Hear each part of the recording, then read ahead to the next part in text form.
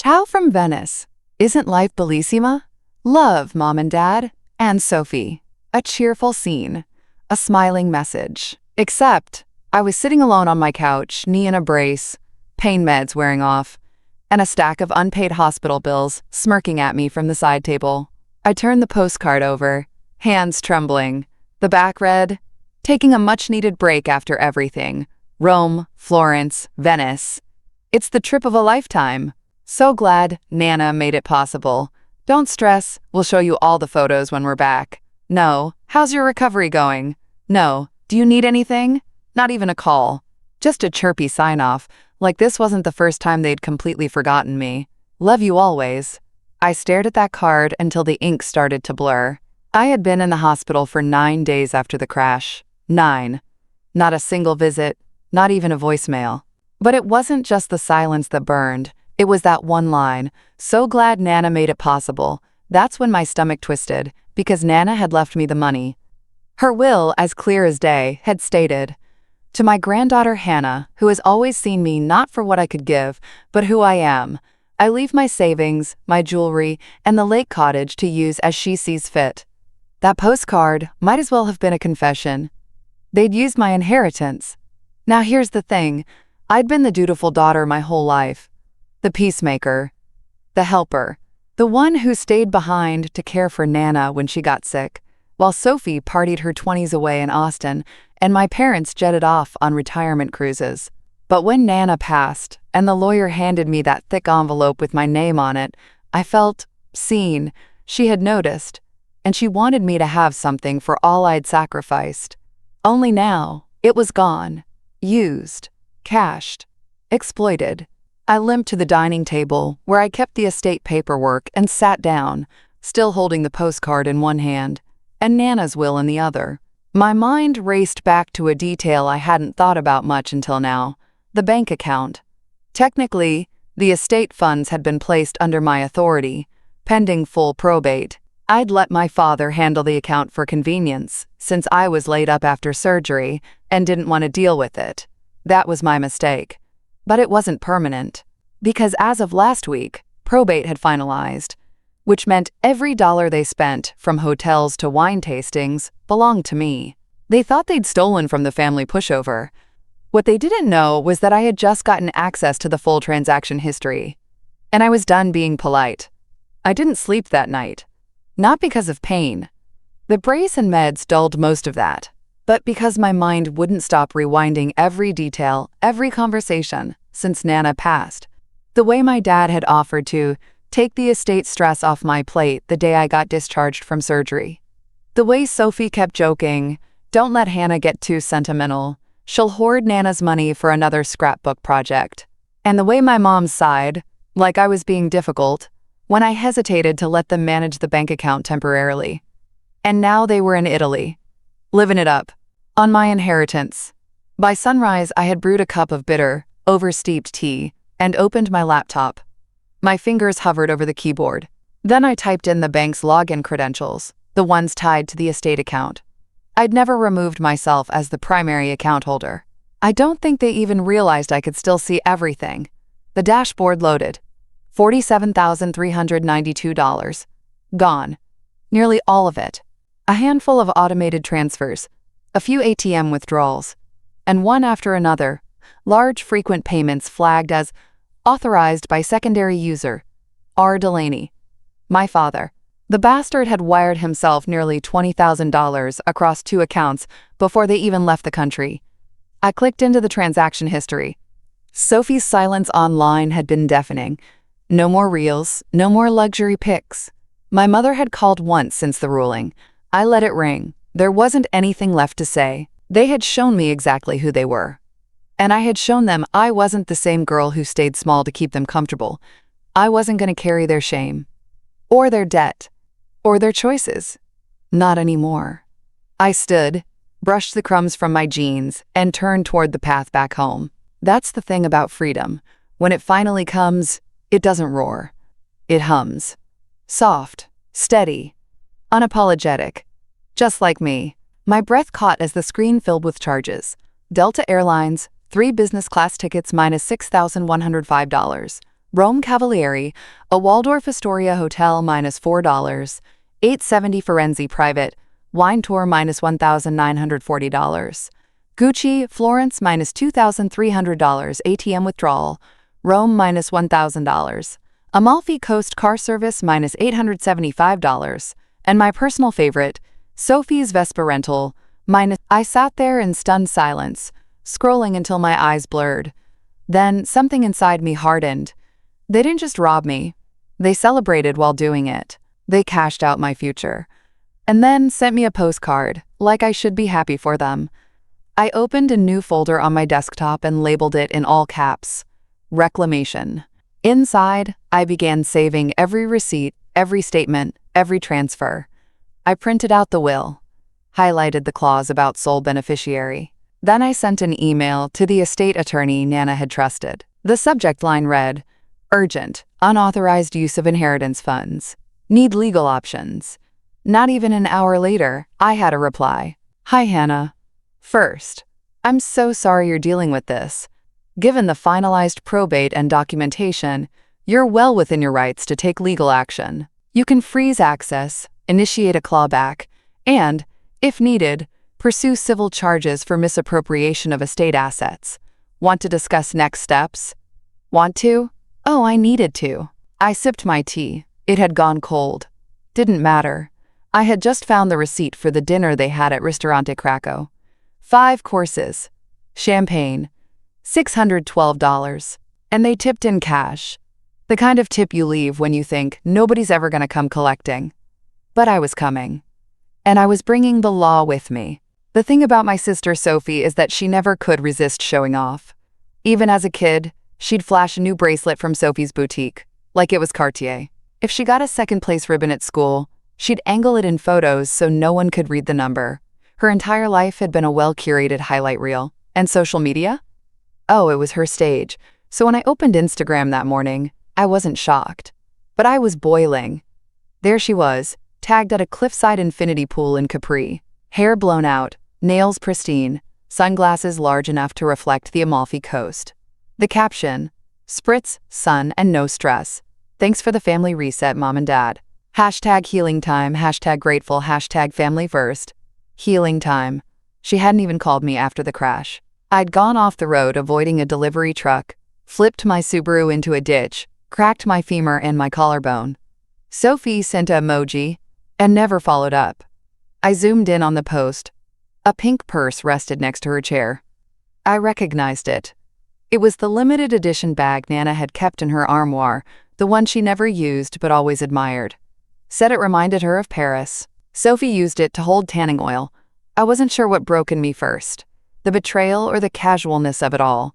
In the same breath they ignored me, they looted my memories. My grandmother's voice, her stories, the things she left behind to comfort me. They were props now, for poolside pictures. Enough. I pulled out my phone and called the estate attorney.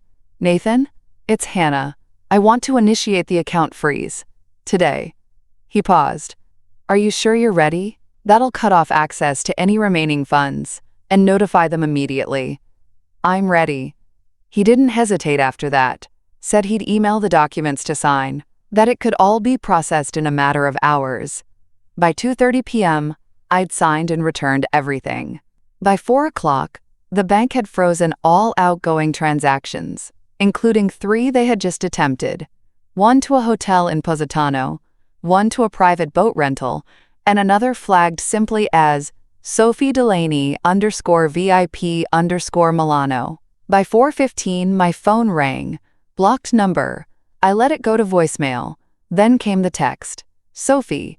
OMG Hannah. What did you do? Our cards aren't working. Dad says you froze the account. Please tell me this is a glitch? I didn't reply.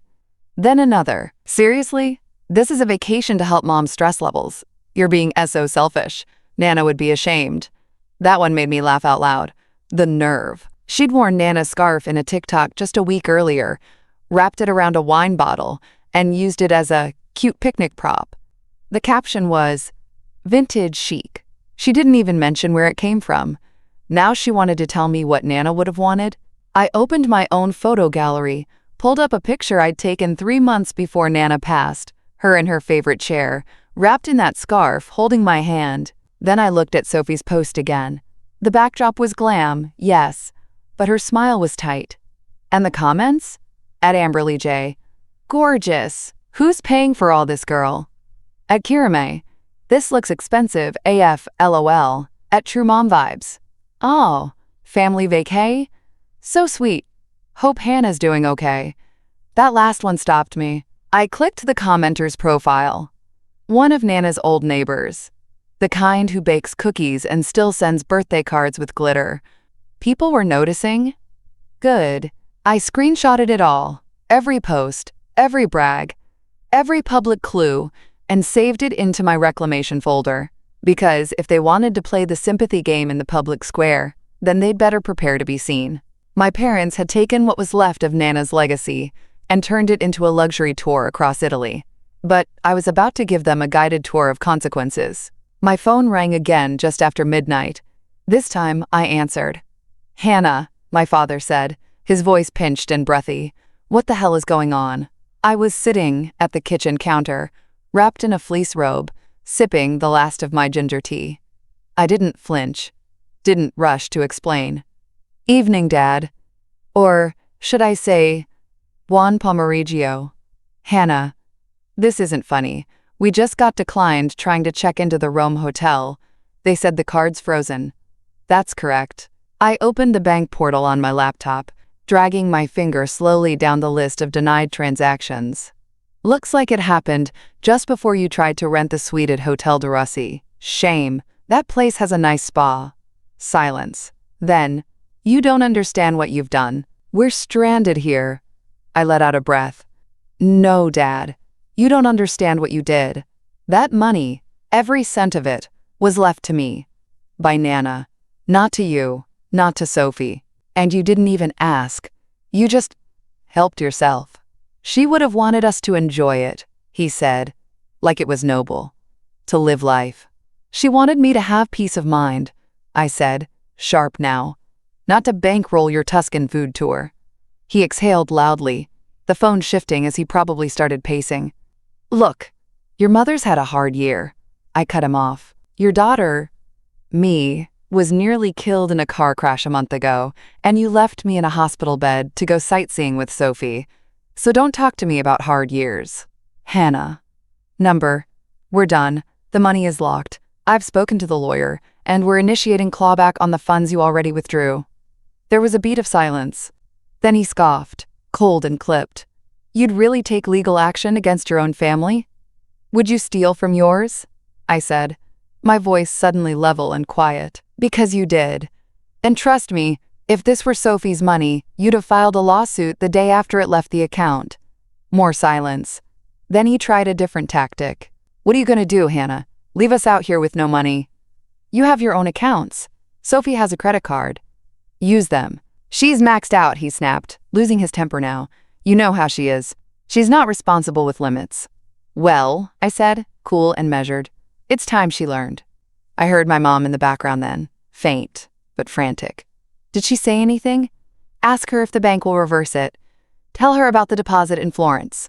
My dad's voice dropped low again. We had plans, Hannah. This trip was supposed to bring us closer. I let that one hang in the air. Then I said, you left me when I needed you, and now you want to bond over truffle risotto? Hannah, don't. I'll send you a list of the withdrawal amounts tomorrow. You can either pay it back willingly, or you'll hear from Nathan with a demand letter. Then I ended the call.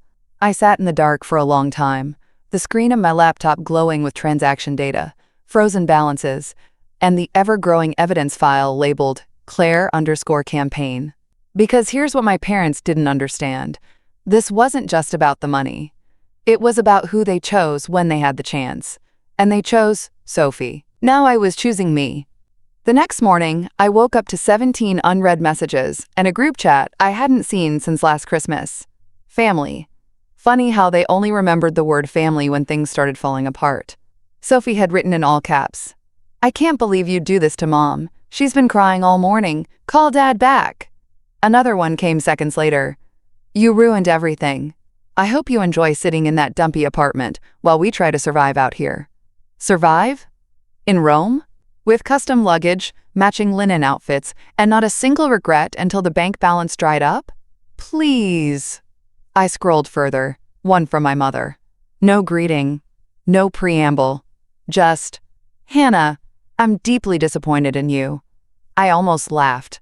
For years, I had been the one they leaned on.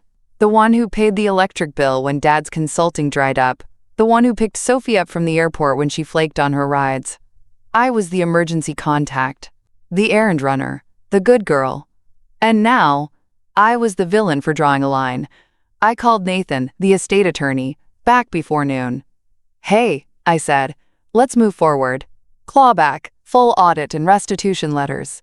I want everything on record. Understood, he said, tone crisp. You're legally entitled to recover all misappropriated assets plus interest. Good. Because I wanted interest. But I also wanted something else, peace. I didn't expect to find it at the mailbox, but when I stepped outside, that's exactly what was waiting for me. A small manila envelope, hand-addressed in slanted cursive. No return label, just my name, Hannah Lowell. Inside was a single sheet of stationery. The scent hit me before the words did, rosewater and lavender. It was Nana's perfume. I unfolded the letter carefully, my heart already catching in my throat. My dearest Hannah, if you're reading this, I've gone, and I'm sorry for the pain that leaves behind. I know your heart. It's big enough to hold the world, but that means it breaks easily too. I've watched you give and give, even when no one deserved it. You're gonna want to forgive quickly, to keep the peace. But sweetheart, listen to me. You don't owe anyone the comfort of your silence. If they betray you, don't let them rewrite it as your fault. I left you that money so you could build something yours. Not so they could enjoy one last European fling. Stand tall, be brave. And whatever you do, don't let them shrink you to fit their comfort. I've always been proud of you. I always will be. Love you more than yesterday, Nana. I read the letter 5 times. Maybe more.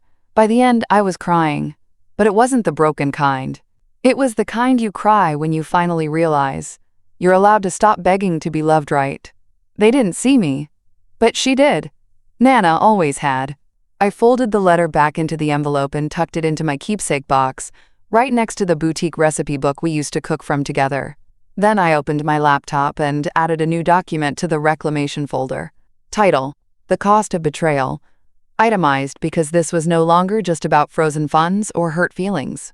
This was about taking everything they thought I'd never be strong enough to claim. My name, my worth, my voice. And I was just getting started. 2 days later, the official letters went out. They were drafted in clean legal language. Nothing dramatic, nothing emotional. Just direct, devastating truth, wrapped in formal letterhead from Nathan's office. This letter serves as notice of unauthorized access and personal misuse of estate-designated funds. The estate's primary beneficiary, Ms. Hannah Lowell, has authorized a formal demand for restitution. They were sent to all 3, my parents, Sophie, and, just to cover bases, the joint bank branch that allowed the withdrawal after probate closed. I had the PDF copies saved on my laptop. I kept rereading the opening paragraph, not because I needed to, but because I wanted them to feel the seriousness settle into their bones. My phone stayed oddly quiet for most of that day. I imagined them gathered around an overpriced hotel breakfast buffet, reading their letters between bites of croissants and cappuccino foam. Maybe even blaming each other. I hoped they were blaming each other.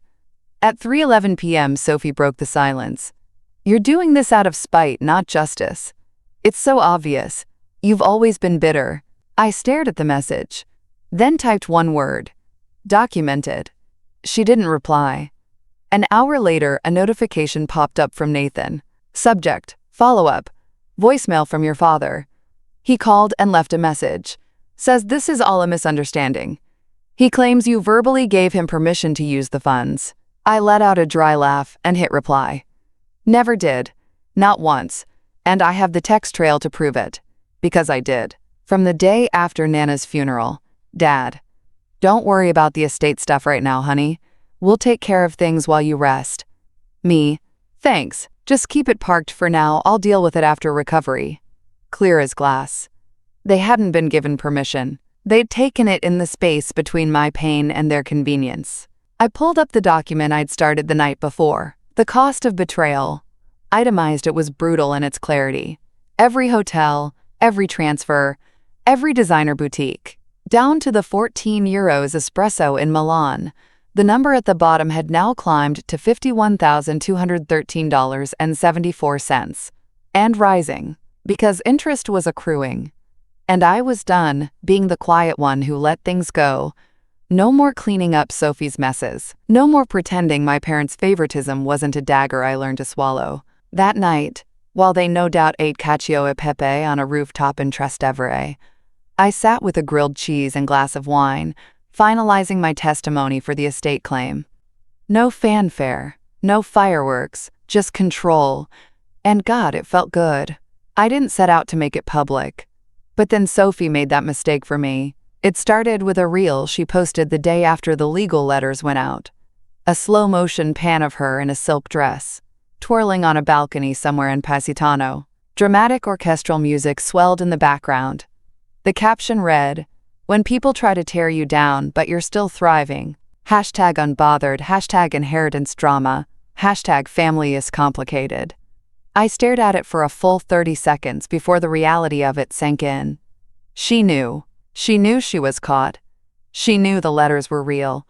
And instead of hiding in shame, she turned it into content. I wasn't even tagged. But that didn't matter. Because people talk. People notice. And this time, they noticed everything. The comments started flooding in. At Savilla's. Wait, is this about Hannah? I heard her grandma left her the estate? At Explorers. Hold up, y'all took her money while she was in the hospital? At Mom's Unfiltered. There's family is complicated, and then there's financial theft. Be for real. Some of them were kind, some were vicious, but none of them were fooled by the hashtags. That's when I got the message request. From a woman named Donna K., her profile pic showing her at some local Chamber of Commerce event. Hi Hannah, I'm sorry to bother you. I saw your name come up in a group chat. I used to volunteer with your grandmother at the senior center. She always spoke so proudly of you.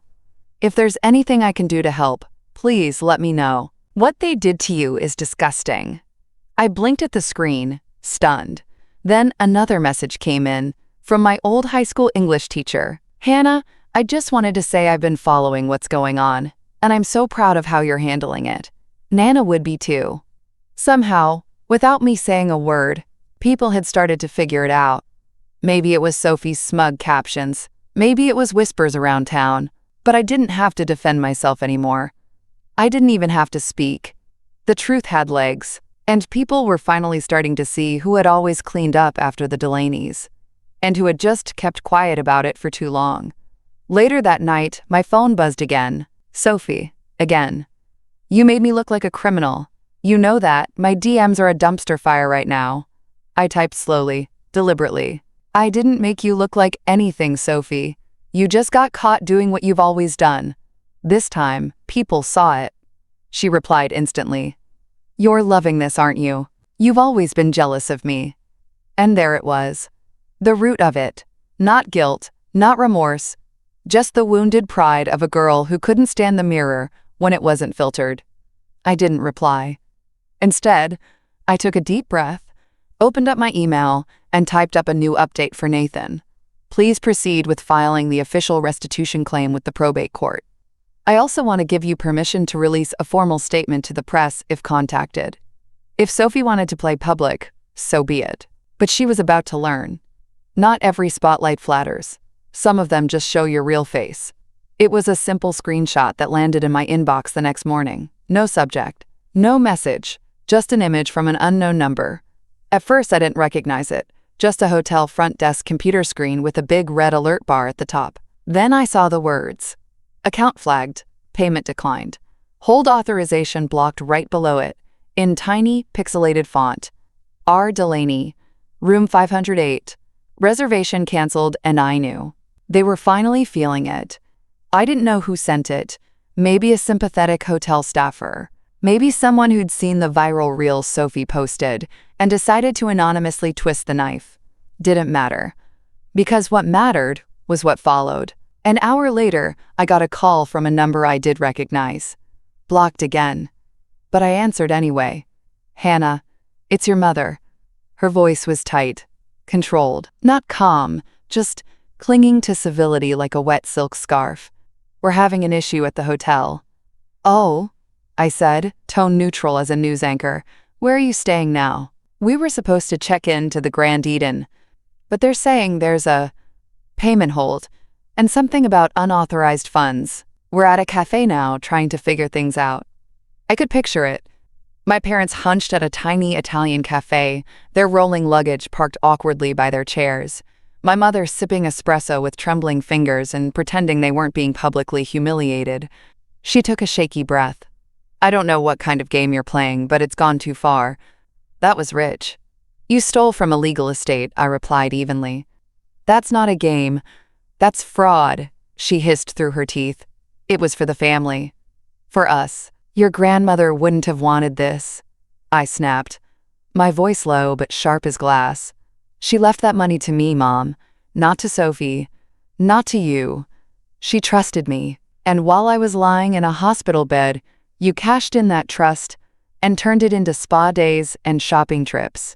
My mother went quiet. I could hear the clink of ceramic, the hum of traffic behind her. "We're out of options," she finally muttered. "Your father's credit card won't go through.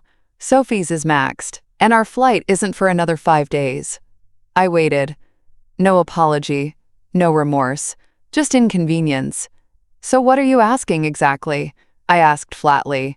She cleared her throat. "We just need enough to cover a few days. Somewhere to stay. I mean, surely you don't want us stranded in a foreign country." "Why not?" I said. "I was stranded too, in a hospital room, alone." Her voice faltered. "Hannah, be reasonable." I let that hang for a moment, then said softly, "No." Click. I ended the call and set my phone down on the counter. And then, for the first time since this whole thing began, I laughed. It wasn't cold or cruel. It was light, freeing. Not because they were suffering, but because the scales were finally balancing. I didn't need to scream. I didn't need to beg. All I had to do was let the consequences show up exactly when they were supposed to. Because the thing about stealing from someone who's quiet, you never hear them coming. But by the time they arrive, it's already too late. It was 3 in the morning when my phone buzzed again. I'd started sleeping with it on silent. Something about the Delaney Family Crisis Hotline didn't exactly lend itself to restful nights, but I woke up anyway. Maybe it was instinct. Or maybe I knew the moment was coming. I rolled over and blinked at the screen. "Sophie." 7 new messages. I stared at the name for a long second, then opened the thread. "Hannah, I need your help. I can't believe you're doing this. My card got declined at the airport. I had to borrow euros from some German couple at the hotel just to get a cab to the train station. Rome is not as romantic as everyone makes it sound when you're broke, hungry, and ignored. Do you even realize what this is doing to your reputation? People are talking. I'm flying home. I'll fix this in person." I sat up slowly, rubbing the sleep from my eyes. My apartment was dark except for the faint orange glow from the street lamp filtering through the blinds. She was flying home. Of course she was. Sophie had always been the queen of skipping out before the check arrived. What struck me, though, wasn't the flurry of messages. It was the tone. Not sorry. Not even humbled. Just panicked. Embarrassed. I didn't respond. Not yet. Instead, I checked the tracker Nathan had set up. The estate claim was moving forward. The bank account had been flagged for legal review. All large transactions had been frozen pending verification. And just as satisfying, Sophie's name had already been submitted to the credit monitoring agency, per our fraud report. She'd feel the ripple effects for months, maybe years. Good. I opened my email and saw a new message from Delta, forwarded from my travel alerts account. Sophie had tried to rebook a return ticket using her old card again. Declined. Guess she didn't know her booking privileges were tied to the same account she used to buy her Florence shopping spree. Funny how fast luxury unravels when you build it on someone else's name. Mid-scroll, my phone buzzed again. This time, it was a call. Sophie, I answered on the third ring. Hannah, she said, her voice clipped and breathy. I'm at Fiumicino. They won't let me through unless I pay the full fare up front. No voucher, no miles, nothing. And you're calling me because, she snapped. You're making a massive mistake. Do you even understand what this looks like? You're going after your own family for money. I'm holding my family accountable for theft. Oh, please. Nana wouldn't want you turning this into some petty revenge show. I inhaled slowly. Sophie, I said, voice calm and even. If Nana could see you now, stranded at an Italian airport with a maxed-out card and a suitcase full of things you bought with money she meant for me, I think she'd be proud of exactly how I'm handling this. There was silence. Then a sharp breath. I didn't take it all, you know, she muttered. Mom and Dad pulled most of it out. I barely got a few thousand. And yet, you sure knew what you were spending, I replied. And you filmed it all. I didn't think. No, I said, cutting her off. You didn't. And now you're learning the lesson I've had to learn for years. Every choice costs something, even the ones that come with free Prosecco. She didn't speak again. I could hear the airport noise behind her, the PA system calling out boarding zones, suitcases rolling across tile. Hannah, she finally said, quieter this time, just help me get home, please. For a moment I felt the tiniest flicker of something. Maybe it was old loyalty. Maybe it was habit. But then I remembered the photo of Nana's scarf wrapped around a bottle of wine on Sophie's Instagram, captioned "Vintage Vibes," with zero mention of the woman who'd cherished it for 30 years. I remembered sitting alone in that hospital room, blinking up at the ceiling tiles, waiting for a visit that never came. No, I said gently. Then I hung up. And this time, I went back to sleep with a smile. It was a Monday morning when Nathan called. They've accepted the motion, he said. We have a court date. 3 weeks from today. Formal restitution hearing. I didn't say anything right away. I just stared out the window at the soft drizzle pooling on the fire escape, heart pounding but calm. This is where everything gets real, he added. You'll need to testify. Are you ready for that? Ready? I whispered. I've been ready since the day they sent me that postcard. He didn't say more. He didn't have to. After we hung up, I turned to the stack of folders on my desk. I'd been organizing everything. The bank records, screenshots of Sophie's posts, the texts, the notarized will, evidence of the withdrawals, the hotel bills, even the jewelry appraisal report, confirming that Sophie had sold Nana's brooch on eBay. That one hurt the most. She hadn't even kept it, just flipped it for a weekend in Florence. Now they'd all be summoned.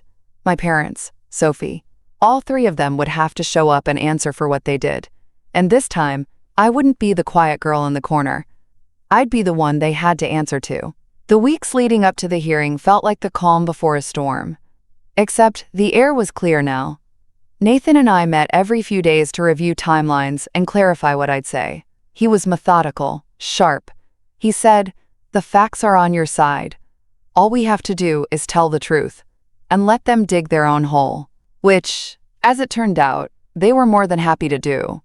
Because 2 days before the hearing, Sophie posted again, a photo of herself in a cafe, looking tragically disheveled and dramatically forlorn, with the caption, "Some people only love you when they're benefiting. Lesson learned, #family-doesn't-third, #healing my way." And in the background, blurry, but there, the same Louis Vuitton bag she'd purchased in Milan. It was almost comical. She was playing the victim while carrying the evidence. Nathan laughed out loud when I sent it to him. Thank you, Sophie, he said. That's Exhibit H. And then came the kicker. We received a response from their attorney, a generic last-minute guy they clearly hired in a panic. His statement claimed my parents had acted in good faith and, quote, believed the funds were jointly available. Nathan flipped to the estate documents with a sigh. Good faith doesn't apply when you're siphoning money from an account you don't legally own after probate closes. I nodded. They didn't believe it was theirs. They just thought I wouldn't fight back. But I was going to, in front of a judge, with every receipt. They used my silence like a weapon. Now I was going to use the truth like a sword. The courtroom wasn't large, just a beige box of worn benches, scuffed tile, and humming fluorescents. But it felt like a cathedral. They were all there. Sophie in a fitted blazer, looking bored and self-conscious, my parents behind her, my mother pale and rigid, my father staring straight ahead, jaw clenched. They didn't look like a family anymore. They looked like co-defendants. When my name was called and I stepped up to the witness stand, the room quieted. The judge, a woman with a soft voice and piercing eyes, nodded at me to begin. I told my story. I told them about Nana, about the accident, about the silence, about how I trusted them in my most vulnerable moment, and how they used that opening to empty an account that wasn't theirs. I read parts of Nana's will. I showed the receipts. I played Sophie's video. Yes, the reel she had thought was a flex. The judge raised an eyebrow when she saw it. By the time I finished, the room was heavy. Nathan stood. "No further questions, Your Honor." Then it was their turn.